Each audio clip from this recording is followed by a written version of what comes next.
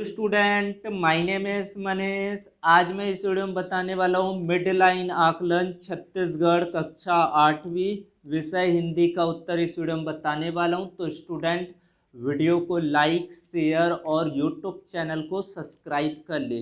Video को प्रारंभ करते हैं। इसका पीडीएफ टेलीग्राम पर मिलेगा, लिंक डिस्क्रिप्शन पर है, जाकर डाउनलोड करें। दिए गए गद्यांश के आधार पर प्रश्नों के उत्तर दीजिए। इसका पहला प्रश्न है, नदियों का उद्गम कहाँ से होता है? नदियों का उद्गम झील, पर्वतीय क्षेत्रों, झरने या हिम नदी से होता है। नदियाँ चौड़ी कैसी हो जाती? जब सहायक नदियाँ मुख्य नदी से मिलती है तब उसमें जल की मात्रा बढ़ जाती है और फलतः नदी चौड़ी हो जाती है।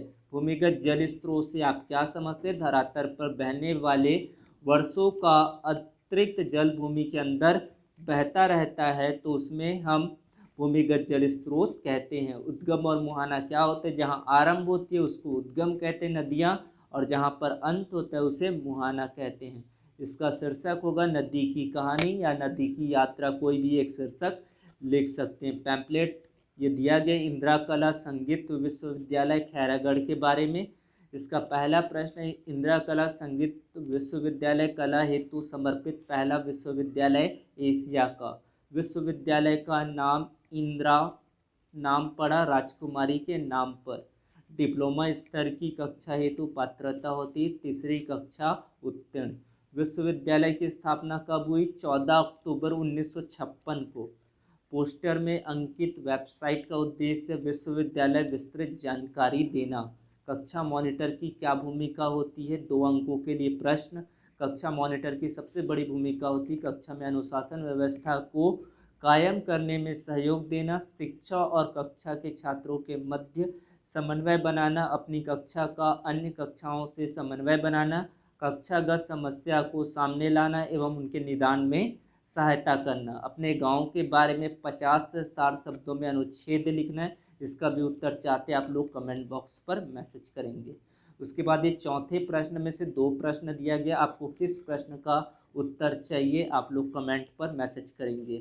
उसके बाद 5वां प्रश्न है, अल्प विराम का आपको चिन्ह बताना है, तो अ ऑप्शन इसका करेक्ट होगा।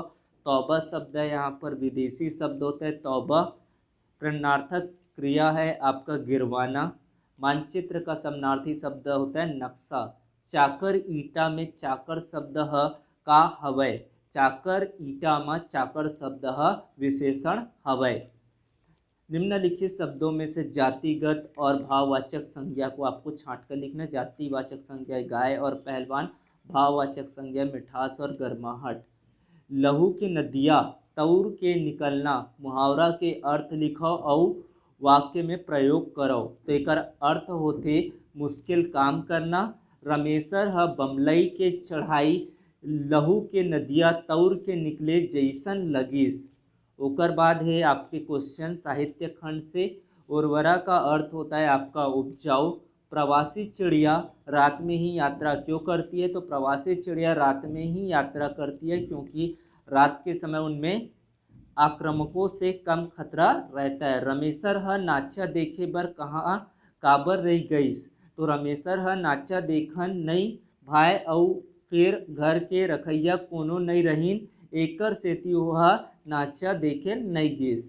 ओकर बाद है, कुंवर सिंह ने भीमा से कहा था मुझे भी 1 साल से नशा है, उन्हें कैसा नशा था उसके बारे में आपको बताना है।